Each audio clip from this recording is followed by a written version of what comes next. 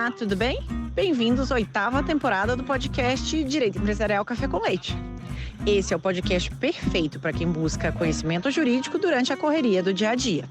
É a sua biblioteca, em áudio gratuita, repleta dos principais textos e dos autores de direito empresarial no Brasil. Eu sou Amanda Taide, mineira cruzeirense da UFMG na origem, com passagem em São Paulo, no Largo São Francisco, USP, e Candanga, Fluminense e UNB de coração. Casada, mãe do Pedro, de 6 anos. Pedro, Pokémon, Charizard, Pikachu, Bulbasaur e Charmander. Do Luca, de 4 anos. Lucas, Hot Wheels, Let's Race. E tutora do Vira-Lata Farofo. Sou professora da UNB e consultora no Pinheiro Neto Advogados, nas áreas de Direito da Concorrência, Comércio Internacional, Defesa Comercial e Interesse Público, Compliance, Anticorrupção, Acordo de Leniência e Negociação de Sanções e Direito Empresarial em geral. Esse é um podcast simples, curto e gostoso, como um café da manhã, mais rapidinho, durante a semana. Você quer navegar pelo podcast? No site podcast.direitoempresarialcafécomleite.com, os episódios estão organizados sistematicamente, facilitando o acesso a temas como teoria da empresa, fundamentos do direito societário, sociedades limitadas, sociedades anônimas e muito mais.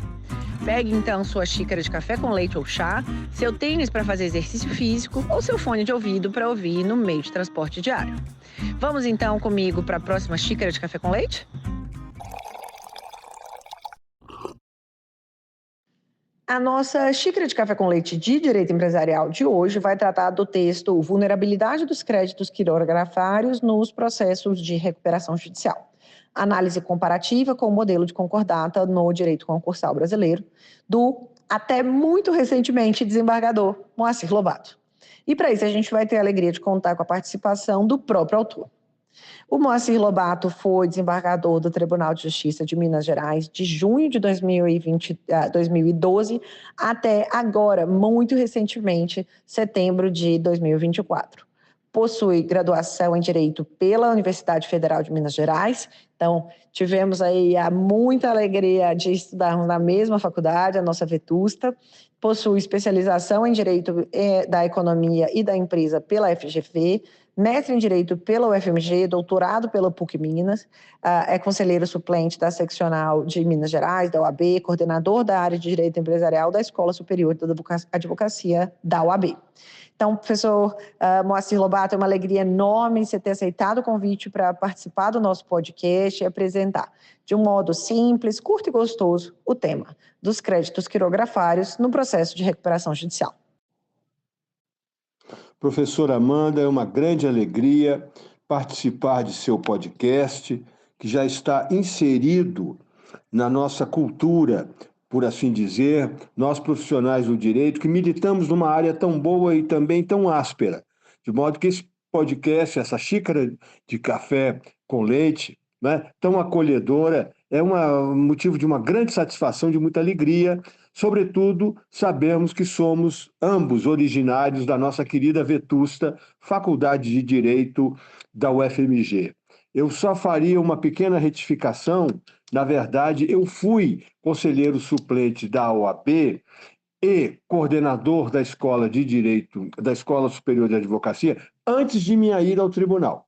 Depois dela, não saí recentemente e agora estou retomando a minha condição de advogado e é com muita alegria, como disse, que participo da sua tão exitosa iniciativa, que é convidar colegas para tratarem de temas específicos numa manhã ou numa tarde ou numa noite, a hora que todos nós podemos eventualmente ter como possibilidade de agregarmos mais conhecimento e informação.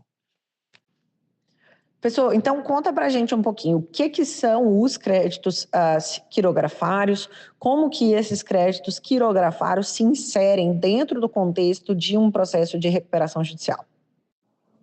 Amanda, o sistema brasileiro de insolvência, ele segue um sistema de preferências no tocante à classificação dos créditos.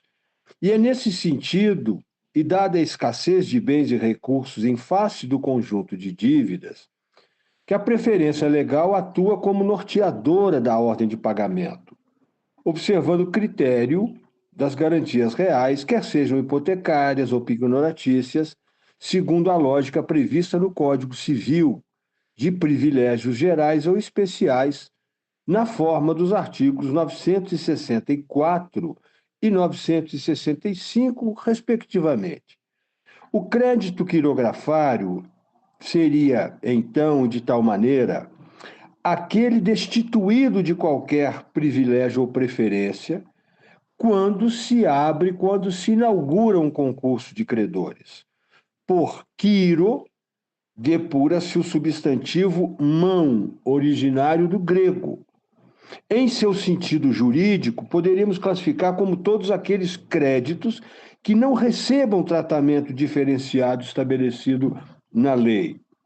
Todavia, deve-se atentar que a ausência de privilégio ou preferência do crédito quirografário em relação aos demais credores não pode ser compreendida como sinônimo de ausência de garantia. Toma-se como exemplo as garantias fidejussórias, aval e fiança, que não geram qualquer espécie de preferência, razão pela qual os créditos dali oriundos são classificados como quirografários, E agora que a gente entendeu o que são os créditos quirografários, processo de recuperação judicial, conta pra gente como que funciona a novação nas diferentes áreas do direito. Podemos dizer que a novação ela compreende a conversão de uma dívida em outra, para extinguir a obrigação que a originou. Né? Essa é uma definição clássica da novação.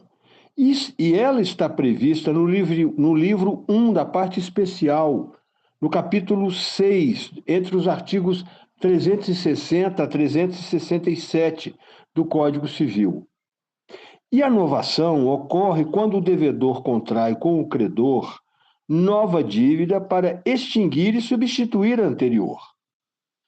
Quando o novo devedor sucede o antigo, ficando este quite com o credor, ou mesmo quando, em virtude de obrigação nova, outro credor é substituído ao antigo, ficando o devedor quite com este.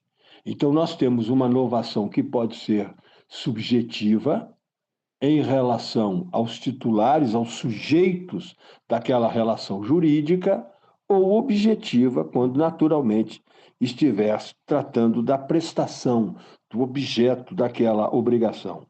E qualquer das hipóteses mencionadas, alteração do objeto da obrigação ou afastamento dos partícipes da relação obrigacional, reitera uma fórmula consagrada pelo ordenamento jurídico brasileiro, em modo bastante avançado em relação à sua concepção clássica do direito romano. O tratamento da novação, Amanda, é semelhante nas demais áreas do direito privado, como, por exemplo, numa referência histórica, o Código Comercial de 1850, que fazia expressa previsão em seu artigo 483, tendo como dado curioso o fato de que, como a legislação comercial precedeu a promulgação do Código Civil de 1916, a novação, tal qual hoje a conhecemos, foi instituída no ordenamento pátrio a partir dos contratos mercantis. No tocante ao sistema de insolvência, tem-se que a novação está prevista no caput do artigo 59 da Lei 11.101 de 2005, a conhecida Lei 11.101, pela qual dispõe que o plano de recuperação judicial implica a novação dos créditos anteriores ao pedido e obriga o devedor e todos os credores a ele sujeitos, sem prejuízo das garantias prestadas. O mesmo dispositivo vai acrescentar em seu parágrafo 1º que a decisão judicial que conceder a recuperação judicial constituirá título executivo judicial. E quais que são os principais problemas decorrentes de uma assembleia de credores? Na sua visão, professor, É possível haver abusos por parte dos credores no âmbito dessa Assembleia?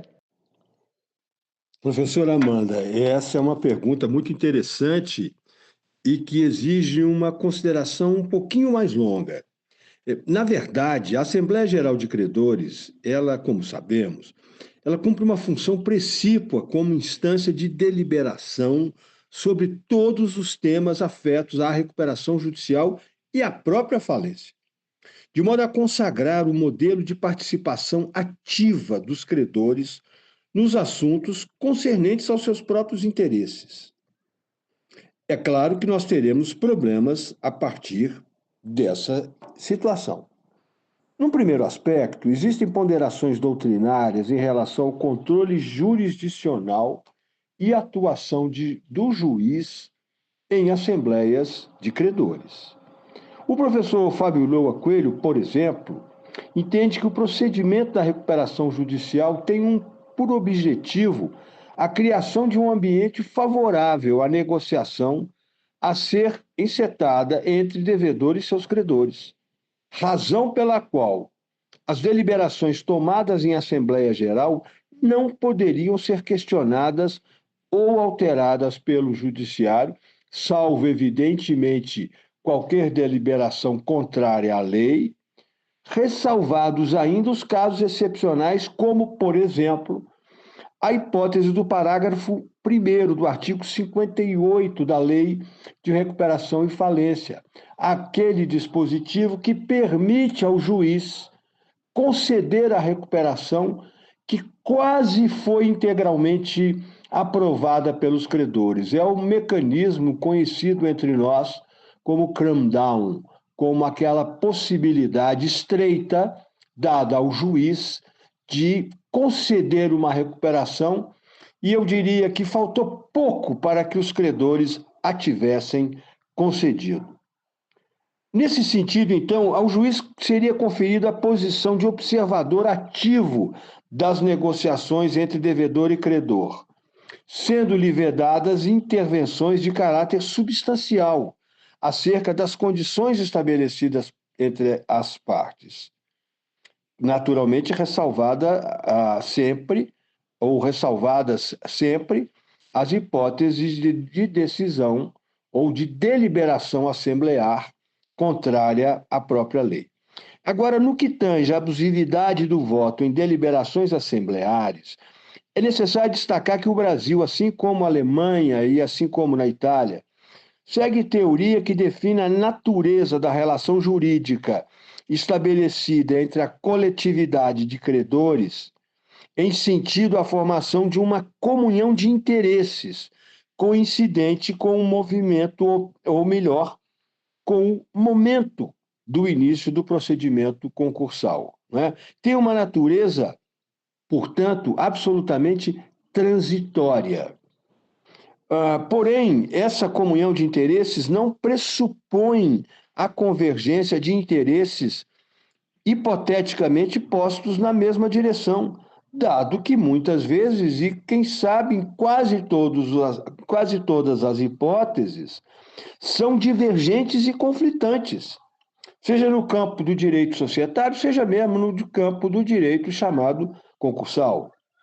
Todavia, se a Lei 6.404, de 1976, em seu artigo 115, dispõe que o acionista deve sempre votar no interesse da companhia, a Lei 11.101 de 2005 era inteiramente silente nesse sentido, obtendo sustentação legal apenas pelos artigos 186 e 187 do Código Civil, que trata ou que estabelece, que prevê a questão da prática de ato ilícito. Aos credores é possibilitada a rejeição ou concordância com os termos apresentados no plano de recuperação judicial. E aí, sendo daí possível, o soerguimento da empresa ou a decretação da falência com todos os consectários lógicos dela ou dessa decisão decorrentes. A Lei 14.112, lá de 2020, no entanto, trouxe como uma de suas novidades disposição alusiva ao exercício abusivo do direito do voto, ou seja, a Lei de Recuperação e Falência passou a disciplinar ela mesma em que condições e circunstâncias o voto proferido em assembleia de credores poderá ser tido como abusivo, limitando a possibilidade de decretação judicial de nulidade do voto nos casos em que se verificar vantagem ilícita para si ou para outrem, nos termos do parágrafo 6º do artigo 39 da mencionada lei. Espera só um pouquinho que eu já volto para a nossa entrevista com uma xícara de café com leite. Que você curte direito empresarial, eu já sei, que você está aqui ouvindo o nosso podcast. A minha pergunta é, você sabe quão conectado o direito concorrencial está com o direito empresarial? Sabia que algumas operações societárias são de notificação obrigatória ao CAD? E que algumas cláusulas contratuais, como exclusividade, raio, não concorrência, definição de preços de revenda, podem atrair preocupação concorrencial? E que algumas práticas, como recusa de contratar, discriminação de clientes, também podem ser acionadas no CAD? Você sabia que algumas empresas que, eventualmente, tenham combinado preços, dividido mercados, podem celebrar acordos de leniência com o CAD, obtendo até mesmo imunidade? E que essas empresas podem ser acionadas no âmbito do direito civil para ser responsabilizadas pelos danos que causaram aos seus clientes? Se você ficou curioso e interessado em como esse conhecimento pode contribuir na sua formação jurídica, eu faço um convite. Entra no site Pós em Direito Concorrencial e se inscreva na nossa nova pós-graduação, que eu estou lançando agora, no segundo semestre de 2024, totalmente virtual, registrada no MEC, com um conteúdo linear, completo e que vai te preparar para os problemas práticos que você vai enfrentar no dia a dia do direito empresarial. Espero você lá. Eu já peguei minha xícara de café com leite, vamos voltar para a nossa entrevista. E qual que foi a importância ou a impotência da Lei 14.112 no âmbito da falência e da recuperação judicial?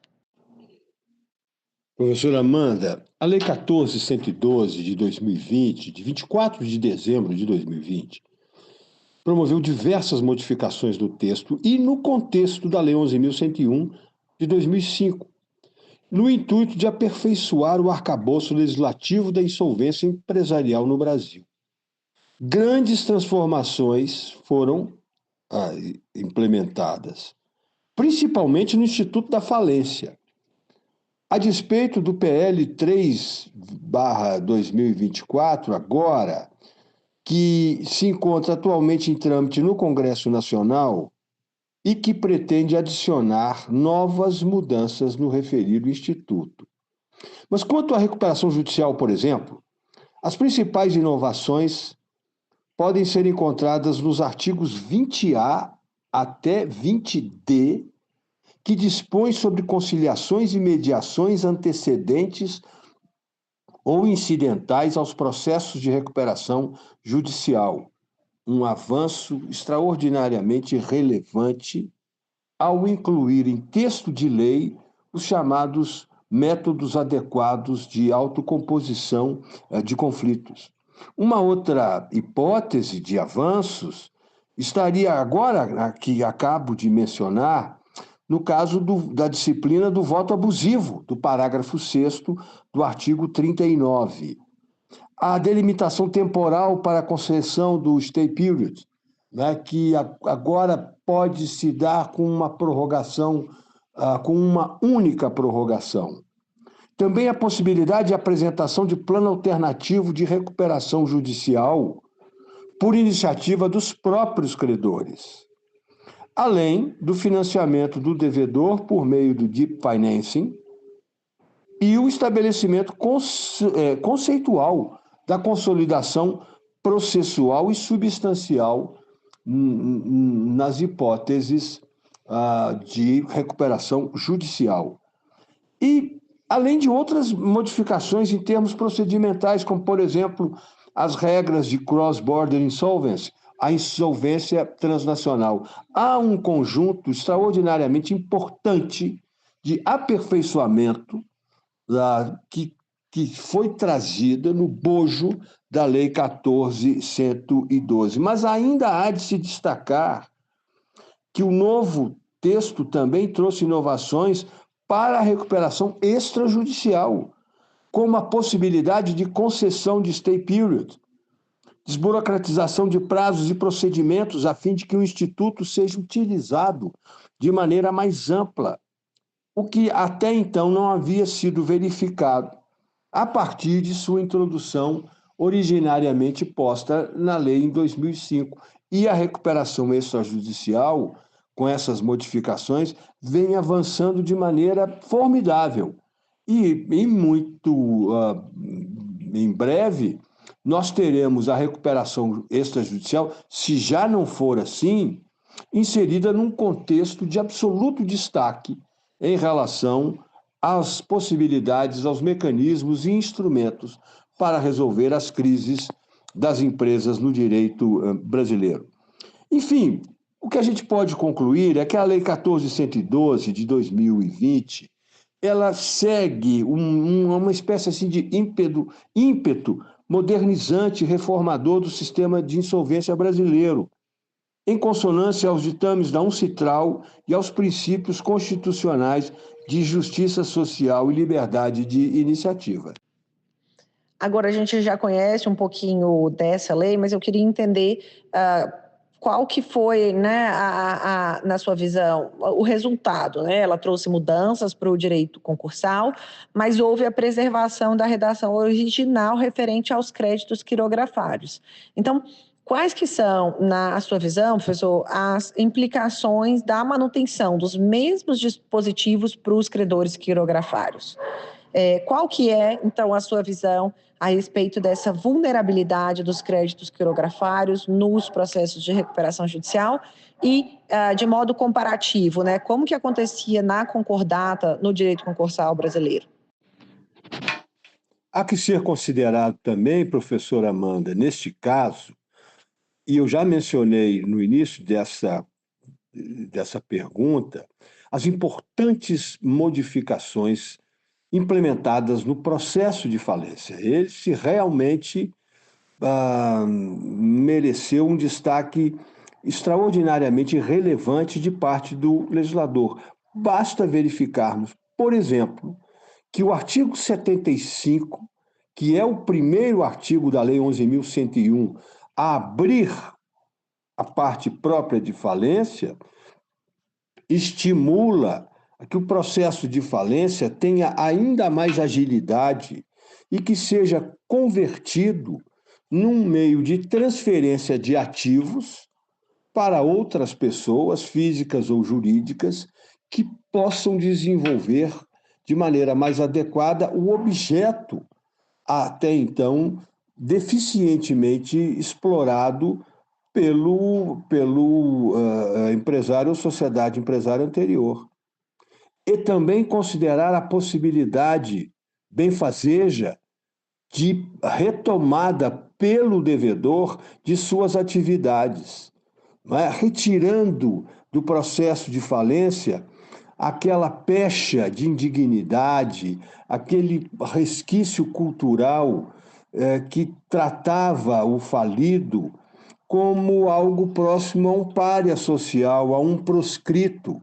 Há um avanço extraordinário da lei nesse sentido, para entender que falência é uma circunstância e que ela depende muitas vezes de ocorrências de mercado, suscetível a várias situações, intempéries, mudanças de toda sorte, de modo que há um conjunto de medidas relevantes, quer no âmbito da recuperação judicial ou extrajudicial, quer no âmbito também do processo falimentar. Professora, a Lei 11.101 de 2005, aqui tantas vezes referida por mim em nossa conversa, ela de fato significou uma etapa nova no direito concursal brasileiro, revolucionado em vários aspectos, para tirar a falência e a concordata de uma situação que não mais correspondia a necessidades de ordem econômica e social no Brasil. A lei anterior, de 1945, foi concebida, foi trazida a lume num outro contexto, num outro ambiente, tanto do ponto de vista econômico quanto no que se refere à questão social. Especialmente no sistema da antiga concordata, havia previsão de percentual mínimo a ser pago pelo devedor e a fixação máxima de tempo para o cumprimento da obrigação em relação aos créditos quirografários, que, aliás, eram os únicos sujeitos aos efeitos da então concordata. Quer dizer, numa outra palavra, os credores quirografários praticamente financiavam os demais passivos. A Lei 11.101 trouxe a importante alteração no sentido de alargar essa espécie de arco de sujeição dos credores, não é, em relação à recuperação judicial. Mas esses credores quirografários na antiga concordata, eles poderiam receber o valor de seus créditos em até 24 meses, não é? A integralidade deles, e num regime inflacionário, sem que houvesse uma correção devida, esses valores eram praticamente esfacelados, por assim dizer. Mas poderia haver, por exemplo, o pagamento de 50% daquele passivo quirografário pelo devedor, desde que à vista. Muito bem. Os créditos quirografários na recuperação judicial, e esse é o tema do trabalho que apresento e que motiva esse nosso encontro, na verdade, os créditos quirografários não tiveram uma situação alterada no sentido de algum benefício pela Lei 11.101 de 2005 e muito menos pela Lei 14.112 de 2020. O que quero dizer com isso é que hoje, por exemplo, num plano de recuperação judicial, em não havendo limite temporal e de percentual mínimo de pagamento, tudo isso depende do plano a ser apresentado pelo devedor ou depois pelos próprios credores. Então, há casos de deságios de valores decorrentes de créditos quirografários que alcançam 80%, 85% do valor devido. E prazos absurdamente elásticos, de 8, 9, 10, 15 anos para pagamento. De modo que essa é uma situação em relação aos quirografários em que nada foi trazido do ponto de vista de algum benefício no que diz respeito à possibilidade de recebimento de créditos. Isso na recuperação judicial. Se passarmos para a falência, por exemplo, em decorrência da convolução de uma recuperação judicial num processo falimentar, a classificação dos créditos na falência reserva, e isso é histórico, aos credores quirografários uma posição de absoluta distância do ponto de vista de uma perspectiva mais otimista no que diz respeito ao recebimento de seus créditos. Por isso eles são e continuam a ser vulneráveis. Quem sabe, numa próxima alteração legislativa, tenhamos a sensibilidade de olhar por eles, que muitas vezes são representados por pequenos fornecedores, destituídos de poder de fogo e de negociação em relação aos demais credores. E agora uma pergunta específica dessa 8ª temporada. Conta pra gente, então, na pessoa física, quem é você? Conta um pouquinho mais dos seus gostos, das suas preferências e quando você vai ouvir podcasts não jurídicos, conta pra gente quais que você ouve também. Amanda, eu sou mineiro de Belo Horizonte, cruzeirense de origem e por convicção, por assim dizer, e tenho uma vida, do ponto de vista pessoal, muito pacata. Eu gosto muito de cinema, de música, de literatura e de caminhar. Realmente eu gosto muito de andar e essa é uma das atividades preferidas de minha parte. E diria a você que eu não tenho tanto hábito de ouvir podcast. Eu gosto muito de ouvir o Xícara de Café com Leite. Esse aí eu sou habituê mesmo e não abro mão dele, né? Mas assim, não formei ainda o hábito de ouvir outros de matéria, por exemplo, não jurídica. Ainda fico com um bom filme, uma boa música, para dar um tempinho também a respeito dessa nossa atividade que é tão árdua, que é tão intensa, né? E com isso eu queria mais uma vez agradecer essa oportunidade de participar de um podcast tão prestigiado e prestigioso como o que você conduz e dizer da alegria de poder estar presente a essa iniciativa e estando sempre à sua disposição, tá bem? Um grande abraço.